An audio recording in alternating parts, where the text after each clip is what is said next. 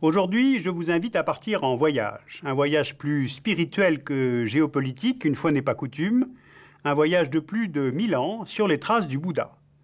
Car avant de devenir une figure religieuse légendaire, Bouddha fut un personnage historique dont la vie permet d'évoquer les principes du culte auquel il donna son nom. Puis ensuite, nous irons dans les pays qui ont adopté sa doctrine, le bouddhisme. Nous sommes au VIe siècle avant notre ère, au nord du sous-continent indien, alors dominé par l'hindouisme. C'est là, à Lumbini, près de la frontière qui sépare aujourd'hui l'Inde et le Népal, que naît Siddhartha Gautama, fils du roi de la tribu des guerriers Shakya. Siddhartha grandit à Kapilavastu, dans le palais de son père, qui cherche à l'y retenir en lui offrant une vie de grand luxe. À 16 ans, Siddhartha épouse une princesse qui lui donne un fils, Rahula. Ce ne serait qu'à 29 ans que Siddhartha serait sorti pour la première fois de la demeure familiale. Là, il rencontre successivement un vieillard, un malade, un cadavre, un moine, et découvre ainsi les douleurs de la condition humaine. Pour s'en délivrer, le prince népalais décide de se livrer à la méditation et à l'ascétisme. Il quitte sa famille et adopte la vie de religieux errant. Le nom donné à cet événement, Pravjaya, le grand départ, désigne aujourd'hui l'entrée dans la vie monastique. L'errance de Siddhartha le mène d'abord à Vaisali, en Inde actuelle. De là, en compagnie de 5 compagnons de route, il gagne l'actuelle Patna, puis Rajagriha, et enfin Gaya. Voilà 6 ans que Siddhartha parcourt le nord de l'Inde. Il pratique le jeûne et la mortification, au point qu'en arrivant dans la forêt de l'actuel Bodh Gaya, Siddhartha est épuisé et proche de la mort. L'austérité extrême donc n'est pas la voie de la délivrance. Il renonce alors au jeûne et accepte l'offrande que lui fait une femme pour le nourrir. Ce choix, c'est ce qu'on appelle la voie moyenne, c'est-à-dire une discipline qui impose de renoncer autant au plaisir qu'aux pénitences. Une fois rétabli, Siddhartha se dirige vers les rives de la Niranjaya, et là il s'assoit sous un arbre. Les botanistes l'appellent Ficus religiosa et les asiatiques l'arbre de Bodhi. Sous cet arbre, assis dans la position du lotus pendant plusieurs jours, Siddhartha triomphe d'abord de Mara, le dieu des désirs et de la tentation, puis il reçoit là Bodhi, c'est-à-dire l'illumination. Ainsi, Siddhartha devient un Bouddha, c'est-à-dire un être éveillé. Siddhartha vient de comprendre la vérité de l'existence humaine. Dans l'ordre, il s'agit du samsara, le cycle des renaissances perpétuelles, du karma, c'est-à-dire l'ensemble des actes qui conduisent à ces renaissances, et des 4 nobles vérités, celle de l'universalité de la souffrance, celle sur l'origine de la souffrance, le désir, celle du nirvana, c'est-à-dire la cessation de la souffrance par la suppression du désir, et puis enfin la 4e, l'octuple voie, qui mène au nirvana grâce à la moralité, l'effort, la concentration, la sagesse. Voilà, ces révélations constituent le fondement de la doctrine bouddhique. Elles sont appelées dharma, ce qui veut dire la loi, et qui correspond à cette roue que l'on retrouve souvent dans l'iconographie bouddhique. La méditation du Bouddha se poursuit pendant 7 semaines, au terme desquelles il décide d'enseigner le dharma. Il se rend au village de Sarnath, près de Varanasi, l'actuel Bénarès, et là, dans un parc nommé le Parc aux Cerfs, il délivre son premier sermon à ses 5 compagnons qu'il vient de retrouver et qui fondent la Sangha, la communauté bouddhiste. C'est ce premier sermon qu'on voit symbolisé dans de nombreux temples bouddhiques par la présence de la roue et d'un daim. 45 années de prêche vont suivre, des milliers de kilomètres parcourus à pied, depuis Srasvati, aux portes du Népal, jusqu'à Nalanda, dans l'actuel État de Bihar.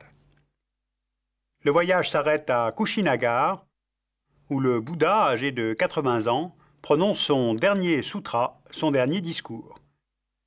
Puis il s'allonge entre 2 arbres et s'éteint, gagnant ainsi l'extinction complète, soit le nirvana.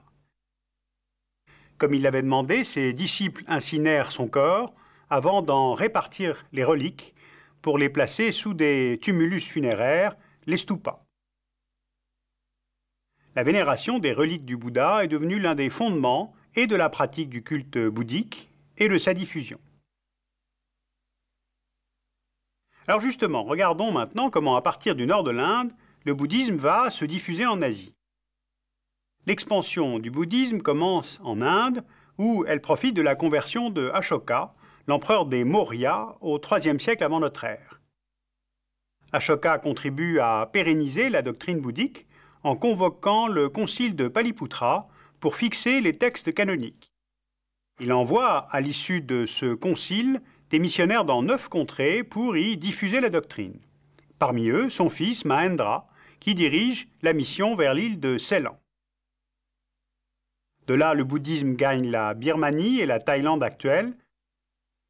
Au IIe siècle avant notre ère, dans ces régions, on parle de bouddhisme Theravada, la voie des anciens, qu'on appelle aussi Hinayana, ce qui veut dire petit véhicule.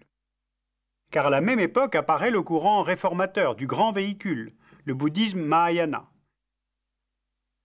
C'est ce courant qui se diffuse au Cachemire au 1er siècle de notre ère, et de là, au royaume du nord de l'Afghanistan et du Pakistan actuel, comme celui de Bactriane ou celui indo-grec du Gandhara, où furent sculptées les premières statues de Bouddha. D'Asie centrale, le bouddhisme gagne la Chine. Puis au 5e siècle, le Vietnam et les royaumes coréens. Au 6e siècle, le Japon. Alors ce qu'il faut comprendre, c'est qu'au fil des traductions de la langue pali vers le chinois et de la rencontre du bouddhisme avec d'autres cultes, comme le confucianisme, le taoïsme, le shintoïsme au Japon, eh bien les rites bouddhiques évoluent vers des pratiques nouvelles, comme celles connues de l'école japonaise zen. Même syncrétisme dans l'Himalaya, où au 7e siècle, le bouddhisme rencontre à la fois l'hindouisme et le culte animiste Bön. C'est ainsi que naît le 3e grand courant bouddhique, le bouddhisme tantrique, du nom de ses livres sacrés, les tantras. C'est ce courant qui se développe au Tibet, où on le désigne aussi sous le terme de lamaïsme, à cause de l'importance qu'il accorde aux lamas, c'est-à-dire les moines. Le plus célèbre d'entre eux, le Dalai Lama, océan de sagesse, représente pour les bouddhistes tibétains à la fois leur guide spirituel et leur chef temporel. Au 7e siècle toujours, le bouddhisme connaît un grand essor en Asie du Sud-Est, où là il se conjugue avec le culte des esprits en Birmanie, au Siam, l'actuelle Thaïlande, au Laos, au Cambodge. De là, le bouddhisme gagne la Malaisie et l'Indonésie, où cette fois il cohabite avec l'hindouisme. Voilà, l'expansion du bouddhisme est presque à son maximum. Car à partir du XIIe siècle, il y a repli. Car en Inde, le système de caste tolère de plus en plus mal l'universalisme de la doctrine bouddhique et lui préfère l'hindouisme. À cela s'ajoute au XIIIe siècle l'arrivée de l'islam, qui finit d'éradiquer le bouddhisme du sous-continent. Même chose dans l'archipel indonésien, où les commerçants indiens musulmans qui s'installent au XIIIe siècle commencent à répandre la doctrine du prophète. Finalement, quand le chef mongol Altan Khan, un descendant de Gengis Khan, convertit la Mongolie orientale au bouddhisme tibétain au XVIe siècle, le bouddhisme a déjà disparu de Malaisie, d'Indonésie, d'Asie centrale et surtout de la région où il était né, l'Inde. Voilà, depuis cette époque, la carte du bouddhisme dans le monde en fait a peu changé, à l'exception des pays occidentaux. Le bouddhisme y a été importé par les immigrants asiatiques et il est resté très minoritaire, mais depuis quelques décennies, il rencontre un vaste courant de sympathie, voire d'adhésion.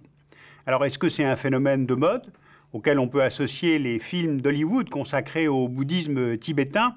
Pourquoi pas, mais il y a peut-être d'autres facteurs. Le bouddhisme est autant une philosophie, un humanisme qu'une religion. Pas vraiment de Dieu, encore moins de Dieu unique, et n'étant pas en opposition avec d'autres dieux, il exprime une grande tolérance vis-à-vis des autres religions. La foi, là, ne repose pas sur un livre unique, ni sur une langue unique, elle n'impose pas de conquête pour être diffusée. Son expansion, vous l'avez peut-être remarqué lors de ce récit, s'est faite sans soldats de la foi. Pas de conquête guerrière, comme lors des expansions de l'islam ou du catholicisme. Pas de croisée ou de djihad. Cette philosophie religieuse repose moins sur des croyances que sur l'effort personnel, la discipline. C'est une vision de l'existence et non du monde.